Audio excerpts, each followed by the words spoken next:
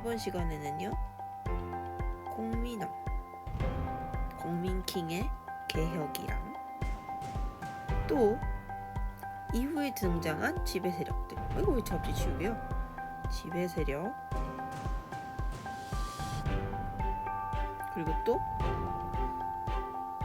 고려가 어떻게 멸망하게 되고 조선이 들어오는지에 대해서 알아볼 거예요. 자, 먼저 프린트를 볼게요. 공민왕의 개혁 정치를 처음 시작을 해보도록 할게요. 자, 개혁 정치를 하게 되면 그 배경이 있겠죠. 배경은 두 가지를 들 수 있어요. 일단 당시에 강력했던 원나라가 이제 점점점 쇠약해져 가요. 쇠약, 쇠퇴, 똑같은 말이지. 왜냐면 얘네들이 뭘 했어. 당시 종교가 라마교 같은 걸 믿어요. 근데 이거는 뭐냐면 막 황금으로 치장을 해. 황금으로 막 번쩍번쩍 금색으로 막 한단 말이야. 그럼 뭐가 많이 필요해? 뭐니 해도 돈이 필요하지. 그럼 이 돈이 어디서 나겠어? 다 세금으로 걷겠죠. 그러니까 백성들의 불만도 많고 왕실의 사치도 심해지고, 또 기황후 드라마가 거의 뭐 대부분 역사적으로 틀린 게 되게 많지만 맞는 건 뭐냐면 원나라 황실에 뭐가 심했냐면 그 왕권 다툼이 되게 심해요. 왕권 다툼. 그래서 막 그래가지고 혼란스러워. 그러면서 점점 쇠퇴의 길로 걷고 있었다. 자, 그럼 쇠퇴를 하니까 어디에 신경을 더 쓰는 거야? 덜 쓰는 거야? 덜 쓰게 될 수밖에 없었지. 자기네 나라가 바빠 죽겠는데 다른 나라까지 신경 쓸 수 있어요, 없어요? 힘들겠지. 내 몸이 힘든데 어떻게 다른 사람까지 힘들어? 생각해봐. 내가 아파. I'm very sick today. 응? 내가 아파 죽겠는데 내 옆에 있는 애가 뭐를 하든지 말든지 놀고 있든지 말든지 없어졌든지 말든지 얘가 이렇게 가든지 말든지 신경 안 쓰이지 거의. 응? 언짢기만 하지. 아우 얘를 아우 짜증나 이러고만 있는 거지. 그래서 이 세중간에 이제 공민왕이 왕권 간화 노력을 시작해요. 자, 그러면 그 내용은 이제 두 가지를 알아볼 거예요. 두 가지를 보면 반원자주, 그러니까 어디에 반대하는 거야? 원에 반대하고 자주라고 하면 스스로 주인이 되는 개혁을 하는 거지. 아, 어떤 느낌인지 알겠다 라고 보는 거고요. 자, 내정 개혁은 자, 이렇게 대외적으로는 반원자주를 할 건데 그럼 우리 내부로는 어떻게 개혁적으로 나아갈 것인가에 대해서 공민왕은 여러 가지 생각을 하게 되겠죠. 왜냐면 당시 고려에는 여러 문제점이 많았으니까 원의 간섭 말고도요. 자, 그럼 하나하나 차례차례 볼게요.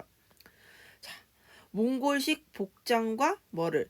변발을 금지를 해요. 자, 기본적으로 중국 드라마를 보면 사람들이 머리를 다 어떻게 하고 있어? 아무리 잘생긴 배우도 어떻게 하고 있다? 빡빡이 머리를 하고, 이거 뭐야? 빡빡이를 그려주려고 했더니 이렇게 해서 여기 반만 머리가 있단 말이야. 여기를 다 밀었어. 여기 어떤 색으로 해야지? 노란색으로 할까? 여기다 밀었어. 반짝 한단 말이야. 뒤에만 머리가 있어요. 이렇게. 그래서 여기 이렇게 묶어. 이런 느낌의 변발이야. 이거 입이다. 사람 눈. 이런 식의 변발을 이제 뭐야? 하자 하지 말자. 하자 하지 말자. 하지 말자. 응? 우리는 이제 고려의 복장으로 돌아가겠다라고 한 거예요. 실제로 뭐냐면 고려는 원의 무슨 국이야? 부마국이지. 부마국이잖아. 부마국이니까 누가 시집을 오냐면 시집을 오는 게 아니라 누가 장가를 가는 거야. 고려의 왕이 원의 공주한테 장가를 가져. 대표적인 게 공민왕의 부인으로는 누가 있냐면 노국대장 공주가 있어요. 노국대장. 대장 공주. 뭐 그냥 이름만 기억해줘요. 뭐 별다른 게 없어. 생각해봐.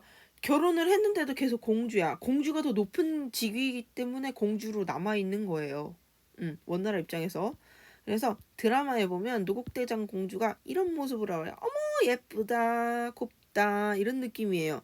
보면 노국대장 공주야. 이게 드라마에 나오는 모습이에요. 그런데 이런 공주들로 최초로 우리나라에 시집 온 사람은 누구냐면 제국대장공주라고 있어요. 충렬왕의 부인이지. 자, 이분이세요. 지금 드라마랑 비교를 하니까 조금 그런데 이 드라마도 있어. 제국대장공주가 나온 드라마도 있어. 보통 보면 몽골식 복색을 하고 있어요. 그치? 이게 몽골식 복색이야. 그런데 노국대장공주는 다른 거야. 공민왕의 부인은요, 이 몽골식 복색을 안 입고 뭐야? 고려식 복색을 입어준 거야. 사랑하는 우리 공민 대왕님께서 우리 나의 남편이 이런 여러 가지 개혁 정책을 하는데 내가 이 바지를 해야겠다 하면서 뭐라는 거야? 몽골식 복색을 벗고 이제 고려식 복색을 입게 되는 거예요. 그러니까 공민왕 얼마나 더 사랑에 빠졌겠어. 왜냐면 원래 고려의 시집 온 공주들은요, 콧대가 엄청 셌어요. 실제로 말하면 예를 들면 이 제국대장 공주 있죠. 이 알랄라 알랄라 이 제국대장 공주는 충렬왕의 부인이야. 충렬왕의 부인인데 어디에 행차를 하는데 나를 이기는 수행원이 나를 이렇게 수행해야 되는 수행원이 충렬왕보다 적은 거야. 기분이 나빠. 그래서 어떻게 했을까? 어떻게 했을 것 같아? 충렬왕을 때려요. 충렬왕을. 그런 적도 있어. 그 정도인 여자들이야. 이 공주들이 콧대가 엄청 셌단 말이야. 내가 여기에 이 시골인 고려에 시집을 온 것도 기분이 나빠 죽겠는데 지금 나를 이렇게 대우하는 거야? 이런 느낌인 거죠. 그런 공주들이 대부분이었는데 공민왕한테 시집왔던 그 시집으로 온 노국대장 공주는 사람이 매우 달랐다라고 알 수 있어요. 그걸 뭐 하다가 얘기한 거냐면 이 호복과 변발의 금지를 얘기하다 이렇게 된 거지. 편집? 예, 지우겠어. 자, 그 다음에 정치제도와 왕실의 호칭을 복구해요. 저번 시간에 말했던 것처럼 원래 있었던 황제국 체제의 그런 명칭과 호칭에서 다 벗어나서 우린 제후국의 지위로 떨어졌었잖아요. 근데 그걸 공민한테 다시 올려요. 자, 그리고 뭘 폐지해? 우리나라에, 그러니까 고려에 원의 직할지가 몇 개 있었죠? 그거는 나중에 얘기해야겠다. 자, 직할지가 몇 개 있었는데 그 직할지 중에 하나인 쌍성총관부를 탈환을 해요.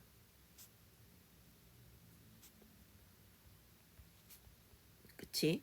그리고 폐지는 뭘 폐지했냐면, 자, 원나라가 일본에 원정을 가기 위해서 설치를 했지만 그 이후에 계속 남아서 우리나라의 내정을 간섭했던 기구가 있어요. 그게 뭐예요? 그렇지. 동쪽을 정벌하기 위해서 만든 행성이라고 해서 정동행성이에요. 이 정동행성 내에도 이문소라는 게 있는데 이게 특히 심했던 거야. 그래서 정동행성 이문소를 폐지를 하죠. 자, 그리고 기철 등 친원 세력 등을 숙청을 해요. 그렇지. 이 원나라를 지지하는 세력부터 없애버려야 될 거 아니야. 자, 여기까지가 반원자주 개혁이었어요. 자, 그러면 이제 내정 개혁으로 넘어갈게요. 자, 이제 왕권을 강화하고 기존의 세력을 잡았던 권문세족을 약화할 거야. 어떻게 해야겠어? 당시 권문세족들이 세력을 잡고 있던 도평의사사와 뭐가 있었어? 정방이 있었다고 했었죠. 지난 시간에 얘기했었어요. 이 중에서 뭘 폐지하는 거야? 정방을 폐지를 해요. 그리고 나의 신하를 하나 등용해. 그게 누구냐면 신돈이에요. 신돈은요, 스님이에요. 스님. 스님을 자꾸 이렇게 그리네. 스님이야. 스님으로서 신돈을 등용해서 새로운 개혁을 하려고 해요. 뭐냐면 불법적으로 뺏은 토지와 사람을 다 골라내서 변정을 해서 다시 원래대로 돌려주는 그런 기관을 도감을 만들어요. 그래서 전민변정도감을 설치를 하죠. 이것뿐만이 아니라 인재를 육성하기 위해서 뭐를 정비를 하냐면 학교죠. 우리나라의 지금 대학교라고 할 수 있는 성균관을 정비를 해요. 자, 기억을 할 게 있는데 성종 때 만든 교육기관은 뭐였어? 국자감이었지. 그리고 그런데 공민왕 때는 성균관을 정비를 했다. 그러니까 최고 교육기관이 이름이 바뀌었구나라고 생각해주면 돼요. 근데 이게 왜 정비냐면 중간에 막 국자감이었다가 성균관이었다가 국자감이라 성균관이었다가 막 이렇게 바뀌는 시기가 있어요. 근데 우리가 거기까지 알 필요는 없고 그냥 공민왕 때 성균관이 정비가 되었고 그 이후에는 계속 교육기관 이름이 뭐다? 성균관이다 라고만 알아두면 될 것 같아요. 자, 그런데 이러한 개혁은 결국 실패를 맞이하게 되는데 왜냐하면 대외적으로는 홍건적과 왜구가 침입을 하게 되고 이런 개혁을 지지해줄 지지 세력이 부족했어. 그 지지 세력이 바로 누구냐면 신진사대부였어요. 그래서 이 신진사대부의 성장도 너무 약했다. 대신 권문세족은 아직 남아있었던 거야. 그리고 이게 뭘로 나타나냐면 공민왕이 시해가 돼서 결국 이러한 개혁이 중단을 하게 됩니다. 여기까지가 공민왕의 개혁 정치였어요. 그렇습니다. 자, 그러면 두 번째로 볼 건 이제 공민왕 때, 공민왕 말, 그리고 고려 말에는 어떤 세력 등이 등장하는지를 볼게요. 자, 고려는 호족, 문벌귀족, 무신, 권문세족 순으로 등장을 했는데 고려 말에 되면요. 신흥 무인 세력이 등장해요. 자, 이 신흥 무인 세력이 등장하게 된 배경은 뭐냐면 홍건적과 왜구의 침입을 막아냈기 때문이야. 그럼 그 홍건적과 왜구의 침입을 아주 잠깐만 볼게요. 이 지도를 보면요. 홍건적이 내려온 건 위에서가 어디서? 중국에서 내려와요. 중국의 원나라 때 이 원나라 말에 되면 아까 말했던 것처럼 사치, 향락 이 심했다고 했지. 그러니까 일반 백성들이 살기가 어떻게 된 거야? 눈물이 나 너무 힘들어. 이러니까 뭐가 일어나요? 전국적으로 도적들이 일어나요. 근데 그냥 도적이 아니야. 빨간색 수건을 둘렀어. 그래서 얘들이 뭐야? 홍건적이라고 하는 거예요. 온라인? 근데 얘네들이 그냥 자기들 중국만 돌아다니는 게 아니야. 어디까지 내려오는 거야? 고려까지 내려오는 거야. 그러면 얘네들은 뭐야? 우린 막아야겠지. 그때 등장한 사람이 뭐야? 혜성같이 세력을 잡은 사람이 이성계예요. 이성계. 그래서 이 신흥 무인 세력엔 누가 있냐? 이성계가 등장하게 되죠. 근데 이성계는 이뿐만이 아니야. 자, 이 당시 고려를 괴롭혔던 건 홍건적뿐만이 아니라 일본의 해적이라고 하죠. 왜구들도 있었어. 왜구들은 고려 말, 조선 초까지 계속해서 우리나라를 한반도를 괴롭혀요. 자, 대표적인 전투들을 볼게요. 최영의 홍산대첩, 아이고 지우는 거 아니다. 아니야. 최영의 홍산대첩이 있고요. 최무선의 진포대첩이 있어. 자, 이 진포대첩은 중요한 건 뭐냐면 화포를 사용했죠. 그래서 뭘 설치해? 화통도감을 설치했다라는 걸 알 수 있어요. 그리고 우리의 이성계가 황산대첩을 하고요. 이후에 박위의 쓰시마설 정벌이 있는데 박위의 쓰시마섬 정벌은 이후에 나오는 뭐랑 비교를 해줘야 되냐면 세종 1년에 뭐가 있어? 이종무가 또 대마도 정벌, 쓰시마섬 정벌을 간단 말이야. 그거랑은 구별을 좀 해줘야겠죠. 자, 이렇게 해서 우리 지역을 쳐들어온 이런 왜구들, 홍건적들을 물리쳐준 이 장군님들의 인기가 높아져만 갔겠죠. 그래서 등장한 게 신흥 무인 세력이고요. 자, 그러면 관리들에는 누가 있냐? 신진사대부가 있어요. 자, 볼게요. 보면 지방향리 출신의 중소지주라고 할 수 있어요. 중소지주. 중소지주면서 관리죠. 자, 뭐를 공부했어? 얘네들은 기본적으로 성리학을 공부해요. 자, 성리학을 공부해서 공부를 했잖아. 공부를 했으면 뭘로 성공을 해야겠어, 얘들아? 우리가 하는 것처럼 공부를 했으면 시험을, 그러니까 과거를 통해서 관리로 진출했던 사람들이야. 그럼 뭐랄까 권문세족과는 느낌이 조금 다르지. 그러니까 권문세족에 대항했던 공민왕의 개혁 정치 때 크게 성장을 해요. 그러면서 누구에 반대하는 거야? 권문세족을 반대하는 거야. 니들 나쁜 놈들이야! 라고 하는 거지. 그런데 또 뭐의 부패도 비판을 하냐면 불교의 부패도 비판을 해요. 왜냐면 성리학 입장에서 불교는 비판받는 학문이에요. 왜? 성리학의 기본은 뭐야? 효야 효. 그리고 또 충 이런 거지. 그럼 효를 하려면 부모님이랑 살면서 효도도 하고 계속 모셔야 되잖아. 근데 불교는 뭐예요? 스님이 되면 집을 나가.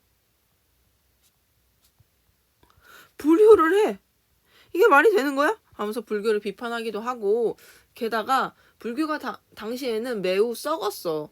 그래서 일반 백성들한테 뭐 돈 같은 것도 많이 걷고 막 이래요. 그러니까 뭐 일반 백성들의 삶을 힘들게 하는 원흉 중에 하나가 돼버린 거야. 그렇기 때문에 신진사대부의 비판을 받게 됩니다. 여기까지 해서 무인세력과 신진사대부의 성장을 봤고요. 그럼 마지막으로 고려의 멸망과 조선의 건국을 보는데요. 자, 고려 말 정치 상황부터 볼게요. 아까 말한 것처럼 신진사대부랑 신흥무인세력이 성장을 했고, 대표적으로 신진사대부엔 누가 있냐면 정도전, 정몽주가 있고, 신흥무인세력으로는 누가 있냐? 최영, 이성계 등이 있었죠. 그런데 아까 말한 것처럼 또 공민왕 때 개혁이 노력이 실패를 했었지. 이런 상황이었어. 그런데 이제 어떤 나라가 들어가는 거야? 명나라가 생겼어. 명나라가 들어와서 원나라를요 쫓겨내. 그래서 원나라가 어디로 가냐? 북으로 올라가. 북으로 쫓겨나니까 그래서 얘네들이 북원이 되는 거예요. 지금 이런 상황이야. 그런데 고려의 상황은 어떻게 되냐면 이제 공민왕이 죽고서 우왕이 즉위를 해. 그런데 우왕을 지지하고 있던 세력들이 누구냐면 이이님들이야. 이이님. 얘네들이 처음에 이 우왕을 약 뒤에서 막 쥐락펴락했어. 근데 이런 일파들을요 누가 축출을 하냐면 최영 장군이 등장해서 축출을 해요. 니네 꺼져라 이렇게 되는 거지. 다들 귀양 가고 막 이래. 그런데 당시 이제 이이님은 권문세족이었단 말이야. 원나라 편이었겠지. 신진사대부는 이런 원이 아니야. 그럼 우린 명나라를 따라야 돼.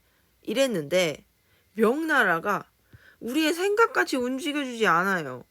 명나라도 우리한테 뭘 하는 거야? 가혹한 요구를 하는 거야. 니들 땅에 우리가 천령이를 설치할 거야. 니들이 가지고 있는 그 땅 우리가 직접 다스릴 거야 하면서 천령이 설치를 통보를 해요. 이 무슨 말도 안 되는 일인가 라고 생각을 하는 거지. 최영은요 그래서 여기에 반발을 해. 그래서 뭘 하겠다? 우리가 요동을 정벌하자 라고 하는데 여기에 뭐 숨겨진 의미가 있다는 게 되게 많지. 왜냐면 당시 이성계가 막 뜨고 있었거든. 근데 최영 입장에서는 최영은 되게 강직한 사람이야. 인기가 굉장히 많았다고 해요. 자기 이익을 쫓아서 하는 사람이 아니야. 우왕을 지키는 사람들 중에 하나란 말이야. 근데 이성계가 자꾸 뜨는 거야. 이성계를 견제하고 싶어. 요놈의 새끼를 어떻게 해야 될까? 그럼 요동을 보내자. 그럼 가면 죽지 않을까? 라고 생각을 한 거야. 그래서 이성계를 요동정벌 그 장군으로 임명을 해요. 보내! 근데 이성계가 고민을 하는 거지. 일단 가긴 갔는데 환장하겠지. 무슨 문제가 있냐? 4개를 내. 처음에는 요동정벌에 반대하는 의견을 4개를 내요. 왜?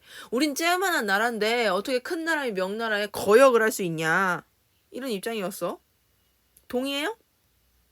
자, 그리고 두 번째, 여름에 군사를 일으키는 건 안 된다. 전염병이 돌 수도 있다. 그치? 맞는 말이야. 그리고 거국적인 원정을 이렇게 갔을 때 밑에서 왜구가 쳐들어오면 니들 어떡할 거냐? 그래. 그리고 4번째, 지금 장마철이야. 지금 장마철이라 가지고 비가 많이 와. 그래서 병기 관리의 곤란과 전염병 우려가 있어. 여름에 군사를 일으킨 건 다른 문제가 뭐 있냐면 이 여름에는요 뭐래? 농사를 지어야 될 시기야. 겁나 바쁜 시기에 지금 군사를 일으켜서 전쟁을 일으키면 농사는 누가 져? 남자들이 다 없는데? 약간 이런 거지. 자, 그래서 고민을 엄청 해요. 근데 위화도를 갔는데 비가 너무 와. 건널 수가 없어. 지금 여길 빨리 건너가야 뭘 할 수 있는데. 아니 요동으로 갈 수 있는데 못 가는 거야 자꾸. 그래서 고민을 해요. 이성계의 고민은 어떻게 끝났을까? 돌아가자. 해서 위화도에서 회군을 해요. 그자 돌아간 군대는 뭐야? 왕명을 어긴 거지. 그대로 어디까지 들어가요? 개경까지 들어가게 돼요. 그 결과 뭐야? 우왕을 폐위하고 최영을 제거하고요.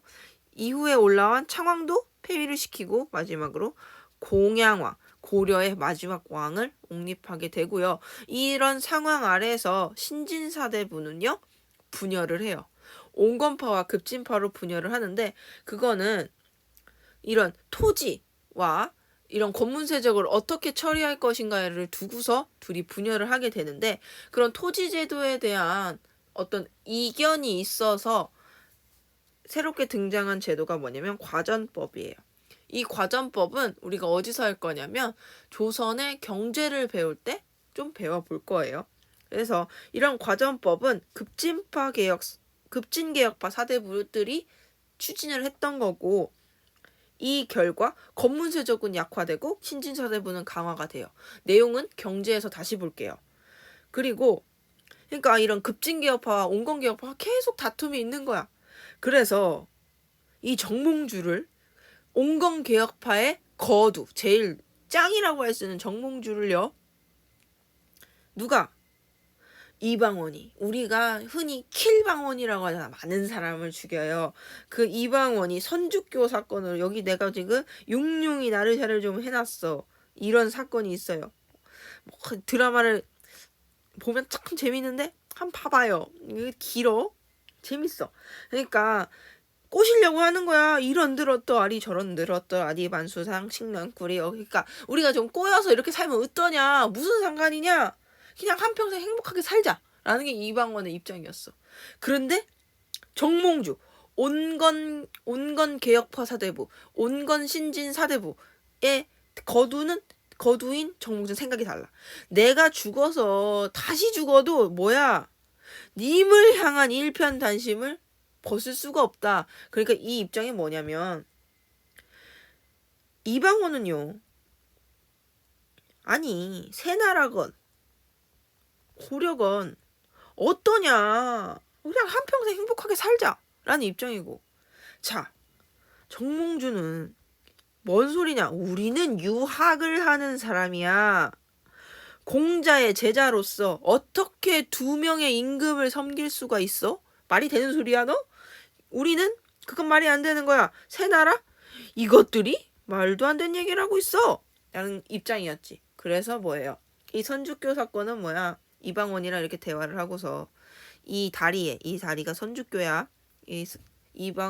이방원이 이 다리를 건너던 정몽주를요. 이방원이 직접 했다는 건 아니고 정몽주를 철퇴로 내리쳐서 여기서 죽어서 이 선주교가 피로 물들었다. 그리고 그 이후에요. 온건개혁파는요. 지방으로 내려가고 조선은 건국하게 돼요. 이 조선을 건국한 사람은 그럼 뭐야? 급진개혁파들이겠지. 온건개혁파는 조선 건국에 반대해서 다 어디로 내려가? 향촌으로 내려가게 되는 거예요. 그러면서 향촌에서 자기 세력을 유지해. 이거는 우리 조선시대에서 애들 발표한 걸 들어봤겠지만 뭐가 있냐면 조선에 뭐가 이제 사림이 등장하는데 근간이 되어주는 거예요. 자, 여기까지 해서 우리가 원간섭기의 개혁정치 그리고 무인세력 신진사대부 고려 멸망과 조선의 건국을 알아봤어요. 자, 그럼 다음 시간에는요. 고려의 문화에 대해서 알아볼 텐데 특히 유교, 불교 또 하나 더 역사서에 대해서 알아볼 거예요. 그럼 다음 시간에 볼게요. 안녕.